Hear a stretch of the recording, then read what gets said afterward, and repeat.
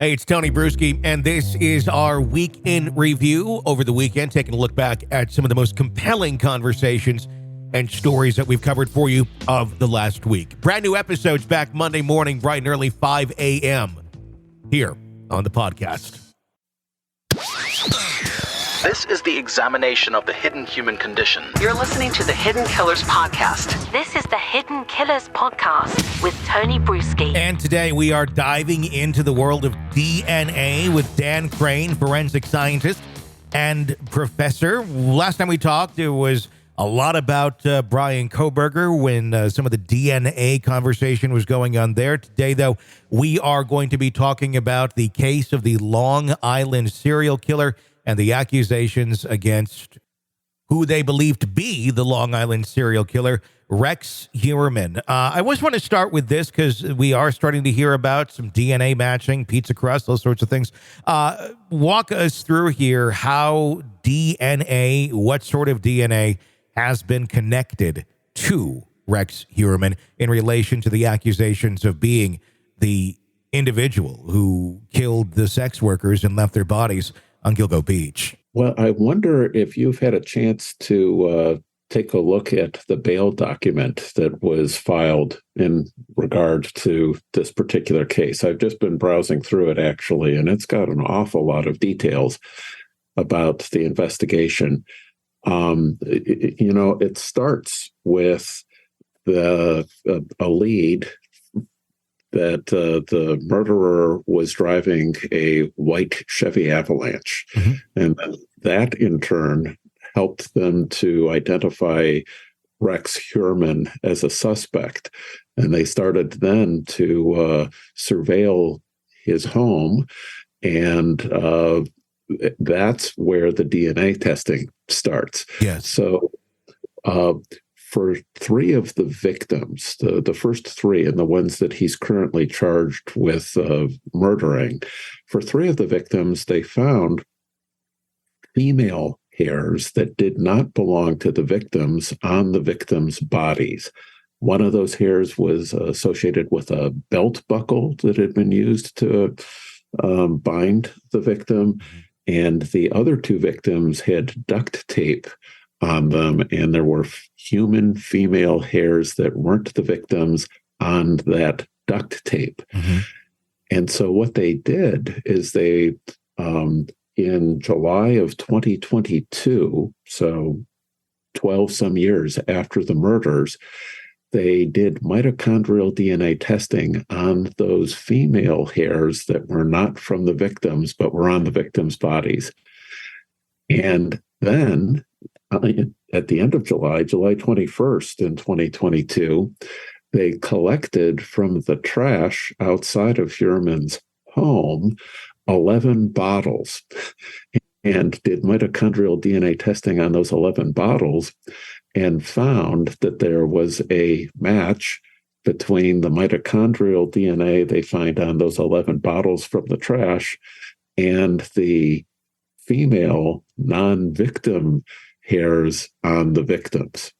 And so that's what I think made the lights start flashing, right? And they figured, all right, we're on to something here. We really have. They were exploring things based on what they found for the trucks match up.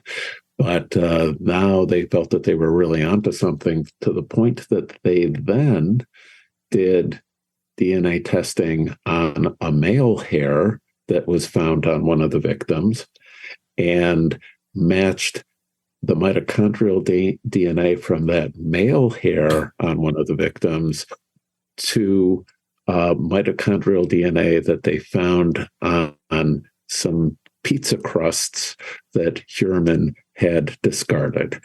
And then that's when they knew they had their guy and arrested him, and pretty much gets us where we are today. I want to ask about the female hairs. Did they match that? Was that matched to his wife, to Rex's wife, or were they matched to anyone? I don't know that that has been officially established. I don't know that they've actually tested his wife, but they did test 11 bottles that were collected from the trash outside of his home that he shares with his wife. So, if it looks like a duck and sounds like a duck. So, but, and that being said, and I want to talk about the decision that we're going to look at Rex here in a moment, but mitochondrial DNA for the audience, explain to us. There's lots of different types of DNA. What is mitochondrial DNA? Well, mitochondrial DNA is the DNA that's associated with the mitochondria inside of our cells, as you might have guessed. Okay. Mitochondria are the bits of a eukaryotic cell that are involved with energy metabolism, so helping us be able to burn sugars and such so that we can move our arms and legs and so forth. Every mitochondria within our cells has a relatively small piece of DNA associated with it. And there are on the order of many hundreds, if not a few thousand mitochondria inside of each one of our cells.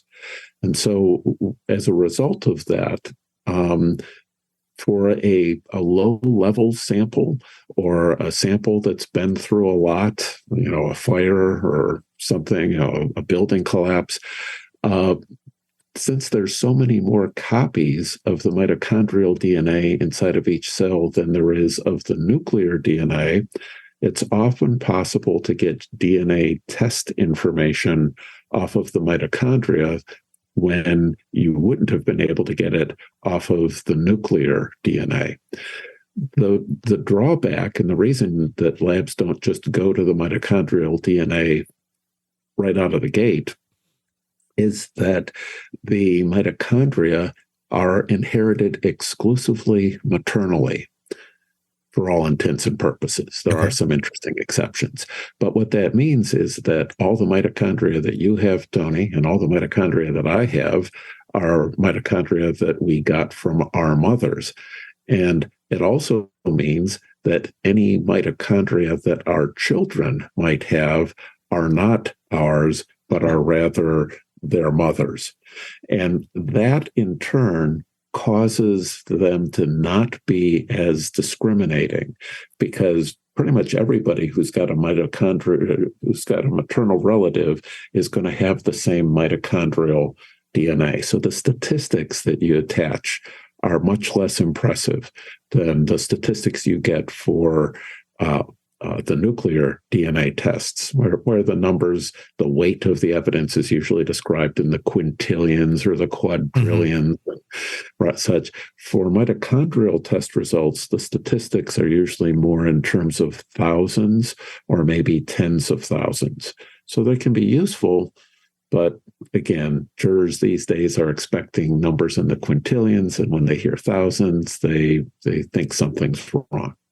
Even though the likelihood is extremely low. I mean, if I'm understanding correctly, we have this home and two different mitochondrial DNA attachments found at the home, one from the soda bottles, one from the pizza crust, both matching the same mitochondrial DNA that was found on, was it the burlap sacks that they found it on, if I'm understanding correctly, on some of the victims?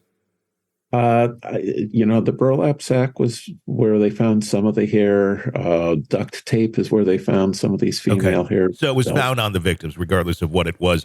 And so you have two different matches, and then it goes back, but it goes back to the same property. That in itself has to raise some odds right there of the chances of not just one, but two matching the same area. Right. If you were to apply Bayes' theorem to this, if these two things are independent of each other, and there's reason to argue that they are, you could multiply those numbers times each other. So if there was a 1 in 1,000 chance for one and a 1 in 1,000 chance for the other, the chance of finding both of those at the same time is 1 in a million. You're consuming the Hidden Killers podcast. Want more? Start binging on all of our true crime podcasts right now through Apple Podcasts and get an ad-free experience when you sign up to be a True Crime Today Premium Plus member exclusively on Apple Podcasts. More of the Hidden Killers podcast dropping soon. Press subscribe now.